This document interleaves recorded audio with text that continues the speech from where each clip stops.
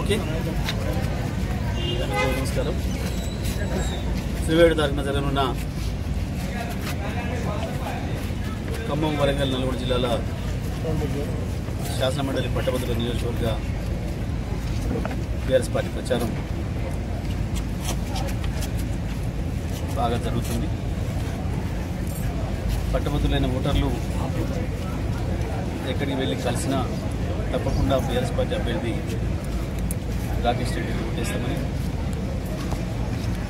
కాంగ్రెస్ ప్రభుత్వం యువతకు, ఉద్యోగులకు, అన్ని వర్గాల ప్రజలకు ఇచ్చిన హామీలను తుంగలో ఒకటొకటిగా అన్ని మోసం చేస్తూ, అబద్ధాలు చెబుతూ ప్రజలను వంచిస్తున్నది.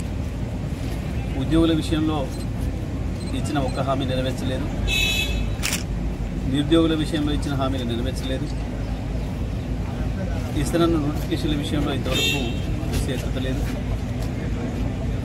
ఒకవైపు రైతుల్ని, మహిళల్ని, విద్యార్థుల్ని ఎట్లయితే మోసం చేసిండ్రో యువతను కూడా అదే పద్ధతుల్లో మోసం చేస్తున్నారు.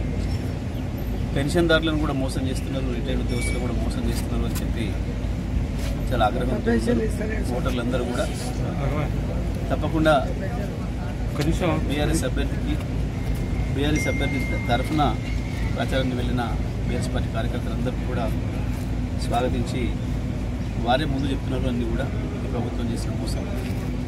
బీజేపీ అభ్యర్థికి సంబంధించి కూడా ఆ అభ్యర్థి ఎప్పుడు కూడా ఇంతవరకు ప్రజల్లో కనపడింది లేదు, ఇక్కడ ప్రజా సమస్యల్లో పోరాటంలో ఉన్నది లేదు.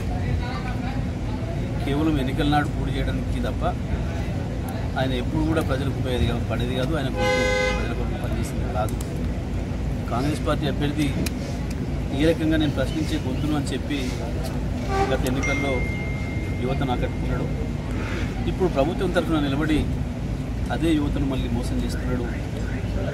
తనకు జర్నలిస్ట్గా వచ్చిన అవకాశాన్ని దుర్వినియోగం చేసిండు. దాని ద్వారా చీకటి సంబంధానికి అలవాటు పడ్డాడు అని చెప్పి యువత మొత్తం అర్థం చేసుకుంది. తప్పకుండా ఇవాళ కావాల్సింది కొట్లాడేవాళ్ళు, ఇవాళ కావాల్సింది చట్టసభల్లో ప్రజల సమస్యలు వినిపించేవాళ్ళు.